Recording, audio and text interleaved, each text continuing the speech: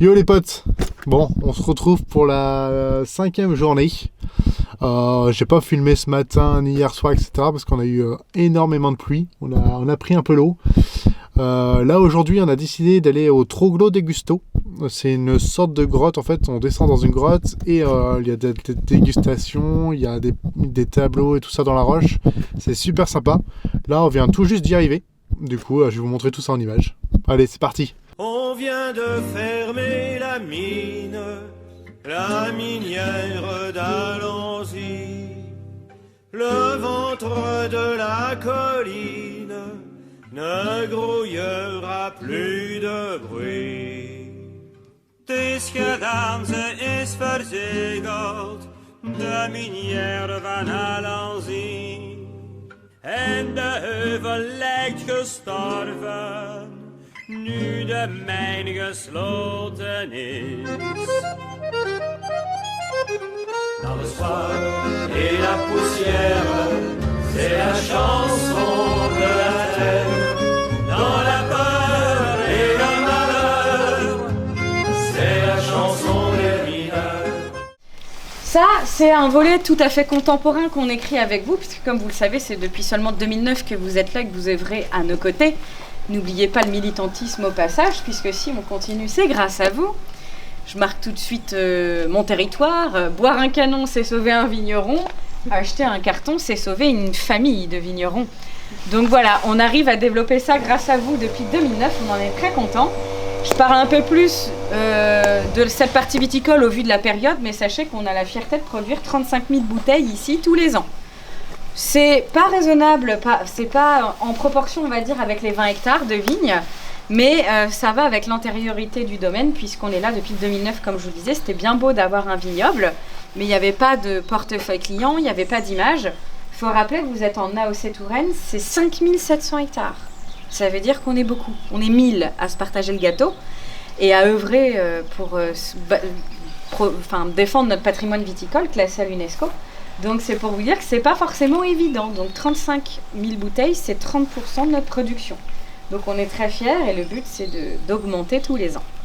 Tout ça pour vous dire que c'est important de comprendre que le patrimoine bâti, on l'a aujourd'hui, on le visite, on l'adule, mais il faut penser à nos petites mains, nos ouvriers qu'on appelle des carriers, qui sont venus là à la base faire le sale boulot comme on dit. En tout cas, c'est un hommage très modeste qu'on leur rend ici au cours de nos visites, puisque nous sommes là pour vous expliquer tout ce qui concerne en partie ce passé.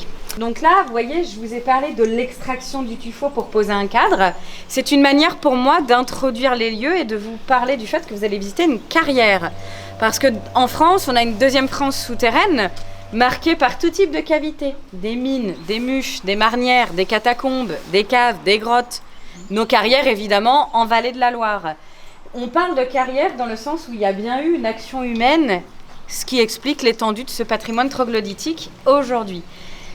On a aussi pour habitude de vous expliquer que si on a ces deux patrimoines-là, patrimoine bâti, patrimoine troglodytique, c'est parce qu'en fait, notre territoire a toujours été stratégique. C'est-à-dire que dès l'Antiquité, on va commencer à extraire le tuffeau, mais dans des carrières à ciel ouvert, parce que les élites trouvent intéressant de s'installer ici.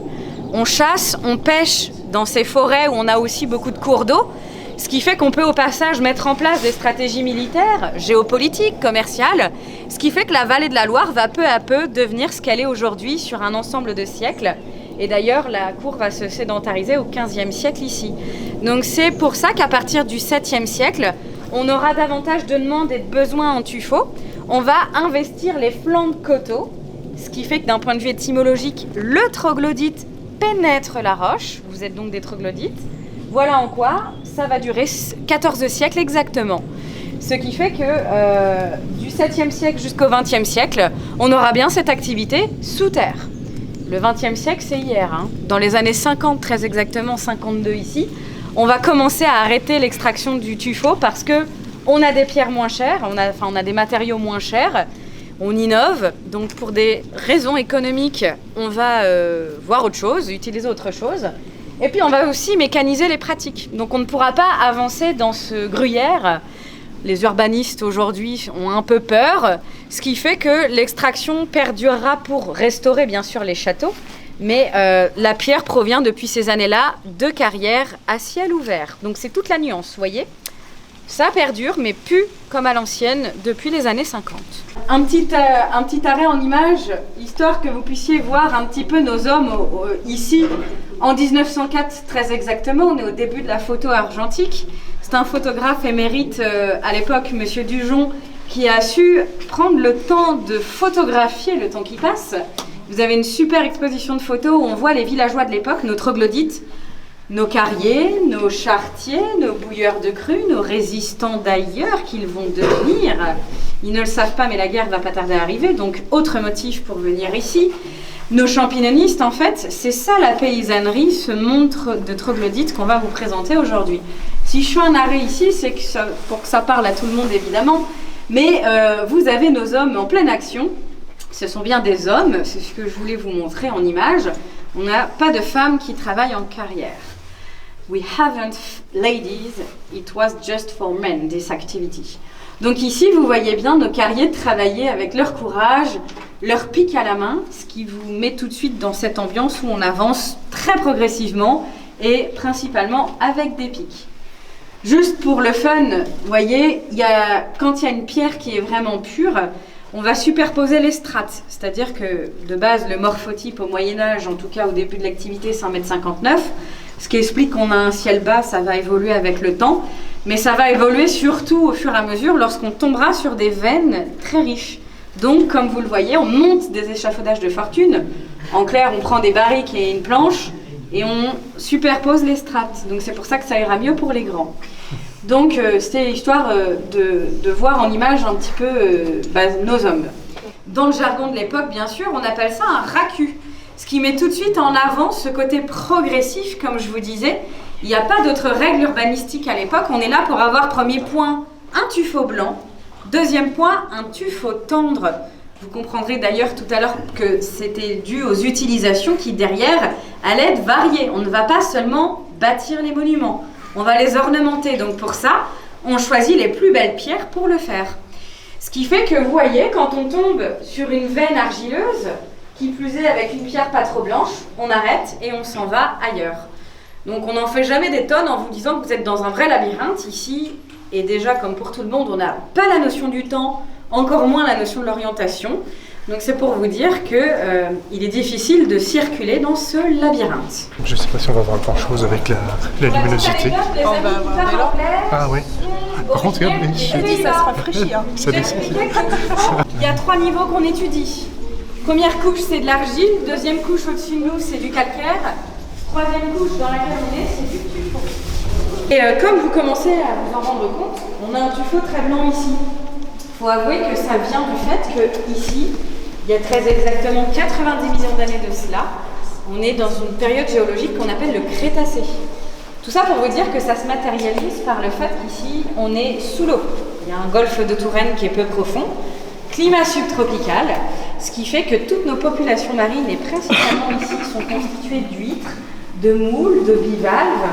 On a quelques reptiles aussi, comme la tortue, parce qu'on a retrouvé des fossiles de tortues, pour vous dire. On a tous ces animaux-là et également le plancton qui va donner ce côté crayeux à la roche au passage. Toutes ces populations d'animaux vont se sédimenter. On parle d'une sédimentation marine, ce qui fait que ça va donner cette couleur très blanche au tuffeau ici.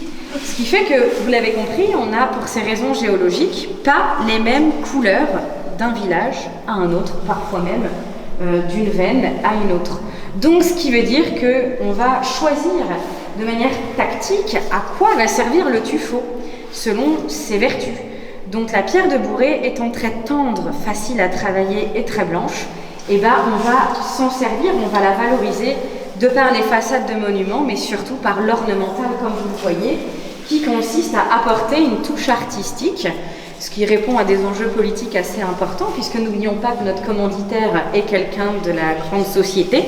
Et dans ces milieux-là, on doit avoir un château à son image. On représente son intelligence, sa culture, son pouvoir, son autorité et sa richesse. Ça passe par les décors qui doivent impressionner les visiteurs dans un château. Donc, messieurs, dames, avant toute chose, comment ça se passe, toute cette chose? Ça se passe très bien. Vous avez ici plein de produits locaux, régionaux qui viennent de notre belle Touraine, qui ont été dressés sur ce magnifique bar. Vous allez retrouver rillettes de Tours, terrine grand-mère, rillettes de Géline, terrine de Caille. C'est des poules. C'est une variété de poules de Touraine, c'est des petites poules noires. D'accord. Et ouais. Et la terrine grand-mère, bah, c'est de la grand-mère. C'est de la grand-mère. C'est simple que ça. Avec des vrais morceaux de grand-mère dedans. Vous avez en plus de ça du fromage de chèvre, sel sur chair, donc tout vient d'ici. Le pain vient de la boulangerie du village. Et la règle est très simple, c'est qu'il n'y en a pas. Débrouillez, vous êtes grand, ne pas vous faire vos tartines non plus quand même.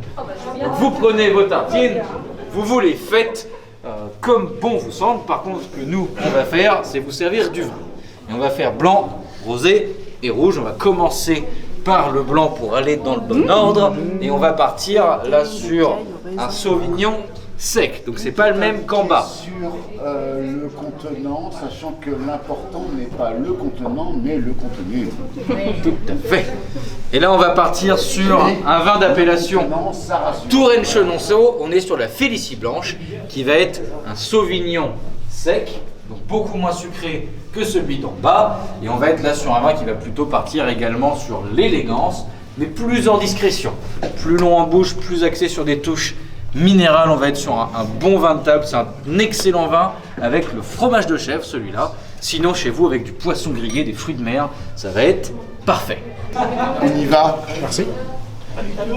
Parfait avec tout ce qui est poisson, fruits de mer, produits de la mer, fromage de chèvre. Merci. Bon.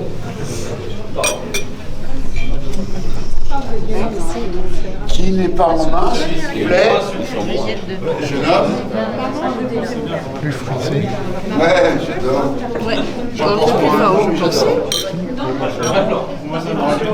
Ouais, complètement. Merci. Entre vous, je dis proche. Plus sec. T'as un certain âge, oui, et bien mérité. Billet de tour, madame. Pareil que l'autre. Oui, c'est bon. Je sais pas s'il y a déjà d'autres ça, parce que ça pour Pardon? Oh yeah, is it possible to get one? Pas mal.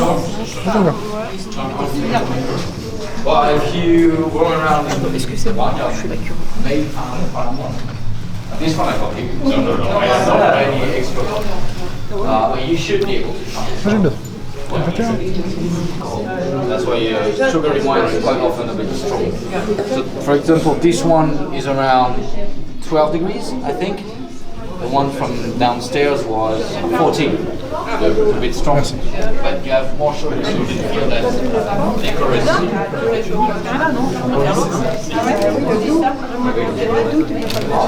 Pas mal. Non, bah alors on a gagné 0,5 degrés.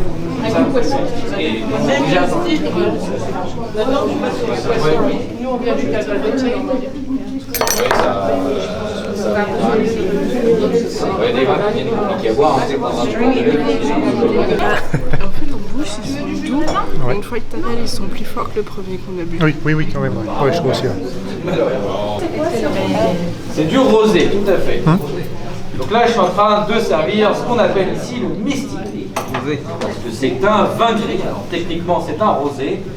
Mais comme c'est un rosé très clair, ça fait aussi partie de ce qu'on appelait les vins gris, ce qu'on appelle malheureusement beaucoup moins, ce qui se retrouve beaucoup moins comme appellation, qui est donc un rosé de Touraine, 100% Pinot de Nice. Le Pinot de Nice, c'est le plus vieux cépage de la Loire, et malheureusement aussi, ça se fait de moins en moins, parce que la mode n'était plus au rosé très sec. Pour le coup, nous on aime bien ça. Alors là on est sur, comme c'est un vin très sec déjà, on va être sur des saveurs qui se rapprochent des agrumes. On est sur un vin long en bouche et sur la fin on vient noter tout particulièrement une note poivrée. C'est ça qui donne sa particularité. C'est un très bon vin d'apéritif, de barbecue par exemple, avec les rillettes de Géline, les rillettes de Tours, il va être très bon. Et chez vous avec du poisson cru, avec carpaccio de saumon ou sushi, c'est pas mauvais. So this wine is what we call, first of all, a grey wine. So here we call it the Mystic Gris. Je sais pas. Ce que tu And préfères? it's a rosé. Ce que j'en pense. The grey wine is some kind of category that you find in the middle between the white and the rosé. But we don't use it as much today. Vas-y, pour ça.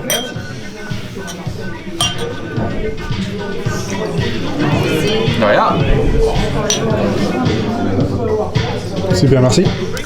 Voilà.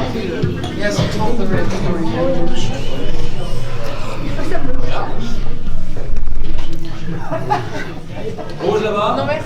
Non? On peut? Bien. Pour ce vin rouge, on part là sur un Touraine Gamay. Alors le Gamay, c'est un cépage qu'on a beaucoup ici, qui représente très bien le rouge qu'on produit en règle générale dans notre région. Franchement, Pas des rouges très marqués. bon. On va être sur un vin léger, ce qu'on appelle un vin de soif. Alors ici, encore mieux que ça, on dit que c'est du vin qu'on boit à l'heure où il fait soif. C'est-à-dire un peu quand on veut. Vous pouvez même le boire à 8h du mat, je ne juge pas. Chacun fait comme il veut. Donc là, on va être sur un vin donc fruité avec un tout petit peu de volume et un tout petit peu de relief. C'est-à-dire pas trop de corps et pas trop de tanin. On n'est pas sur un vin trop marqué, on va rester sur un côté fruité qui se délie lentement, court en bouche. Petite dégustation finie. Du coup, là, on repart à la surface. Voir s'il pleut toujours. Allez, c'est parti. Bon, les petits potes, j'espère que vous allez bien. Bon, bah, du coup, on est revenu de Toglo Degusto. Franchement, c'était super bien. On s'est régalé. On a mangé du pâté, du fromage, du vin. On a goûté plein de sortes de vins. C'était vachement bien. Et là, du coup, on est rentré tranquillement. On a été à la piscine, d'où un peu mes cheveux mouillés. Là, il commence à pleuvoir. Du coup, on est ressorti. Et là, je vais aller chercher des petits burgers. Alors, allez, c'est parti. On se retrouve, vous et moi, quoi, tout seul. Bon, j'espère que les images et tout ça vous plaît. J'ai essayé de filmer au maximum les choses, etc. Malgré le monde, parce qu'en fait, il y avait beaucoup de monde. Et bah, j'espère que ça vous a plu. Enfin, que ça vous plaît, parce que là, il reste... c'est pas fini, il reste encore 2 jours. Alors, j'espère que ça vous plaît et que bah, les 2 jours vont bien se passer aussi. D'après, demain, il pleut et après-demain, il fait beau. Alors, je sais pas ce qu'on va faire encore et voilà. Du coup, je vais vous laisser là pour aujourd'hui. On va manger nos burgers tranquillement. Et bah, je vous dis à demain. Allez, c'est parti. Ciao!